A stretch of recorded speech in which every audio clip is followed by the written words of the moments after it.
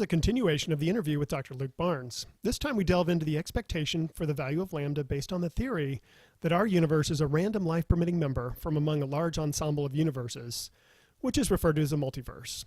On the next video, Dr. Barnes will explain how the research his team conducted indicates that lambda is more finely tuned than was expected based on a multiverse scenario. So if we're to understand the implications of his research with respect to that prediction, we first have to understand the multiverse. Can you give just a real brief history of Weinbergs' prediction, his anthropic prediction for the cosmological constant's value based on a possible multiverse scenario? So Weinberg knows, this cosmological constant problem, right? We see a value which is, so back in the 80s, they didn't know that there was a cosmological constant, but there's still, even if there isn't one, there's still this problem, right? Why isn't it enormously large? Weinberg, can see that very clearly. Steven Weinberg is a famous particle physicist. He won the Nobel Prize. So he wrote this is encouragement for all physicists out there. Wrote a paper in 1987, I think, that joined together the nuclear weak force and the electromagnetic force into one combined thing. And for the next 4 or 5 years, I think it got like 2 citations.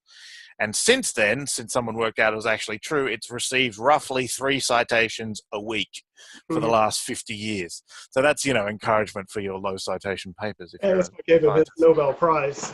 Yeah. So just done some wonderful work in particle physics and in cosmology. And so he thinks, all right, how can we explain the cosmological constant? Well, maybe if there's other regions of the universe where there's a different value of the cosmological constant, there's just a sort of lottery tickets with different values all over the place.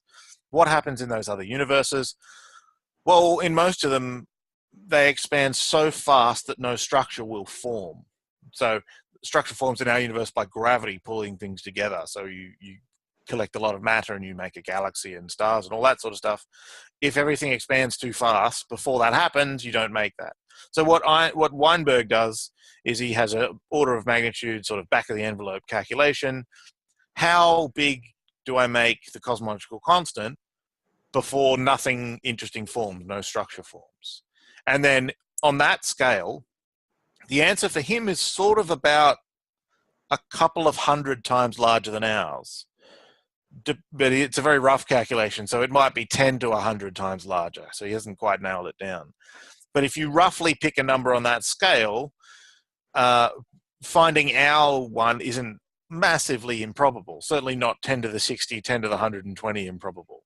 So this is the idea. Maybe if you expect that the cosmological constant that most observers see is somewhere in the range from 0 to what the largest value that we'll have observers will do, then ours doesn't seem too bad. So that's Weinberg in 1987.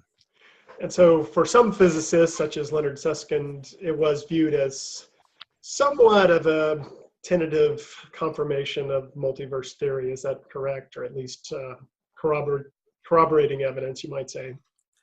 Yeah, especially because there weren't really that many other ideas about the about this vacuum energy. How do we solve this 10 to the 120, 10 to the 60 problem?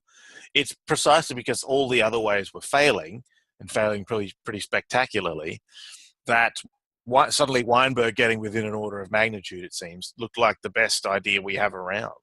Sure. And so the fact that he was sort of in the right ballpark 10 years before we actually observed the cosmological constant, when no one else could get anywhere remotely near overcoming this 10 to the 120 problem, seemed like a big tick for Weinberg.